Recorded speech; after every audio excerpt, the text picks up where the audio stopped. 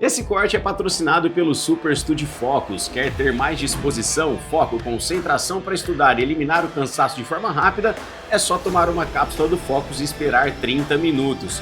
Faça como o Lucas, que utilizou o Focus para estudar e para fazer provas e foi a maior nota de matemática do Brasil no Enem 2023, link aqui na descrição. O resultado é um aprendizado fenomenal.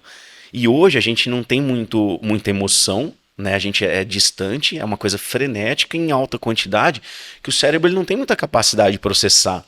Então assim, a pessoa ela fica o dia inteiro ali ao se enveredar pelos livros, ela está lá nos estudos. O cérebro dela vai ter muita dificuldade de memorizar tudo aquilo durante a noite. Se ela, antes de dormir, fica lá 1 hora arrastando o vídeo para cima e vê mais 200 conteúdos antes dela dormir, o cérebro dela vai falar, o que eu faço? O que é relevante para mim? Ele não tem a noção. E aí o que vai acontecer? Ensinamentos que você realmente gostaria de memorizar vão ficar de fora. E às vezes você vai lembrar de um vídeo de uma rede social que não vai ter um impacto positivo na sua vida. Então se a gente não faz essa limitação, a gente atrapalha muito o que o nosso cérebro é capaz de processar para o nosso próprio bem. Então eu vejo que é muito comum os alunos eles se perderem nesse sentido. E aí eu recomendo, viu, galera? Você que tá vendo a gente aqui, ó, já se inscreva aqui no canal, porque esse é um conteúdo relevante. Pode seguir lá, professora Carlinha Fernandes, nas redes sociais. Por quê? Porque é um conteúdo de valor. É algo que você tem um aprendizado, que transforma vidas, que se você compartilhar, ajuda as pessoas, né? Ô, João, sabe uma coisa que eu acho super interessante? Por exemplo, tem as listas de livros. Certo. Tem as listas de livros. Eu, Carla, professora, eu vejo, no meu posicionamento, você tem que ler os livros. Você tem que ler. Porque tem alguns livros, se você não lê na escola... mas é chato. Se você não lê na escola, você vai ler quando? Se você não leu Dom Casmurro, você vai ler Dom Casmurro agora, na vida? Se bem que eu leio Vidas Secas, Grandes Sertões, você vai ler quando? Então é importante você ler essa cultura, ter essa cultura nossa, cultura brasileira, né? Agora, depois você lê o livro. Você quer, por exemplo, quando você entra na internet, quando você vê ali em qualquer lugar, no seu celular, você vê, não é um resumo da obra, são diferentes análises, isso é muito legal. Eu sempre indico isso para os meus alunos. Isso é muito, muito, muito legal. Entendeu? Se você já tem a base da leitura. Tem a base da leitura, não é assim, eu vou assistir isso para fazer uma prova. Você não vai fazer a prova. Você pode fazer uma outra questão, mas você não vai fazer a prova, você não vai fazer uma segunda fase. Mas aí são análises, entendeu? Eu acho isso muito, muito, muito legal. Você ganha bagagem para poder interpretar, discutir. Interpretação, é aula de interpretação de texto. Então, por exemplo, eu acho um livro Alice no País das Maravilhas. Eu, Carla, acho um livro super difícil. Eu já li umas 4, 5 vezes. Mas aí você vê, lê a análise de um professor. Assiste a uma videoaula de um professor, assiste a outra. Por exemplo, eu na academia, eu faço escada demais. Eu fico assistindo análise de livros, eu fico assistindo, por exemplo, dicas de vestibular, dicas de aula, não sei, eu fico... Aquilo que é o meu mundo, né? O meu mundo que é da língua portuguesa. Eu adoro estudar sobre a língua, então é isso que eu fico assistindo. Ou às vezes eu assisto uma série, mas eu tô lá fazendo meu exercício ou e ouvindo também, né? Porque os podcasts dão essa possibilidade, né? Você tá treinando ali mesmo, fazendo um supino, mas você tá ouvindo.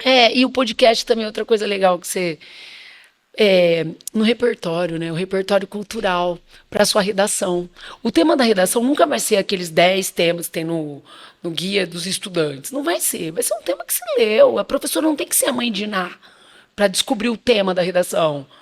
Aí, você fica, a professora aceitou? Gente, não existe isso. Ela tratou em algum momento. Até pode coincidir, lógico que pode. Você tem que pensar, ter senso crítico. Fazer essa cobrança do seu professor. Às vezes, o seu professor de biologia falou na aula, sou professor de sociologia, entendeu? Professor de história, um livro que você leu. Então, e um podcast que você escutou. Então, isso é muito importante. Por isso que é importante você filtrar o que você vai ver na internet. Nessa época de vestibular, né? E assim, você falou do ponto dos livros, né?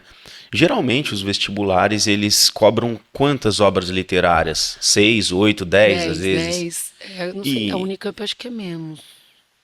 Mas Só que também todo ano mudam 2, 3 menos, livros. mas às vezes obras que ninguém nunca ouviu falar na vida. Tem umas, né? Você fala pra mim, não, vamos ler, muito bom. Mas tem Então. uns, ai, João, mas tem uns que você fala, nossa, o cara vai ter que ler isso, nossa, que negócio Exato, é aí que eu quero chegar, porque assim, ó, tem umas que você fala, poderia ter uma obra mais valiosa, né, talvez. Mas a quantidade não é desproporcional, porque assim, talvez seja a época da vida de um estudante que ele tá com maior densidade de conteúdos para Então, ter que João, aprender. só que assim, ó, o cara que vai prestar esse ano, então a lista dele saiu. Eu não sou péssima em conta. Então, por exemplo, vamos pensar, um menino que está no primeiro ano do ensino médio. A lista dele, quando ele for prestar terceiro, já está pronta. Vai sair esse ano. Então, ele pode se organizar para estudar, ler um pouco no primeiro, um pouco no segundo e no terceiro fazer uma revisão. Ele pode se organizar. Não são obrigatoriamente os 10 livros para um Não, único ano. Não, todo ano. Então, quem está agora vai prestar 2025, 2026, 2027. Certo. É isso. A lista de 2027 já está pronta. Para a maioria dos vestibulares. Não, é FUVEST, todos estão. Aqui eu estou falando de FUVEST, Unesp, mas você pegar a UFO, todos já deixam, entendeu? Programado. Mas, por exemplo, falando de um livro, a FUVEST colocou uma vez um livro chamado Mayombe. Nossa, eu sou apaixonada nesse livro, é literatura africana. E a partir daí eu me apaixonei muito pela literatura africana por causa de Mayombe, que é um livro sensacional. Tem um livro também, um diário, que a Unicamp que pedia.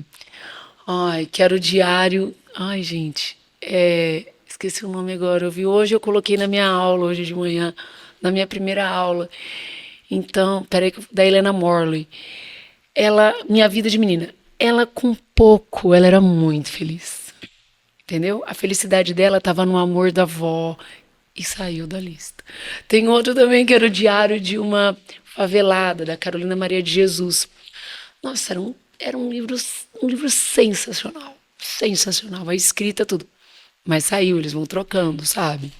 Entendi. Mas tá tudo bem. Aí então vamos cair no papo de preparação para vestibular que tem a ver com isso.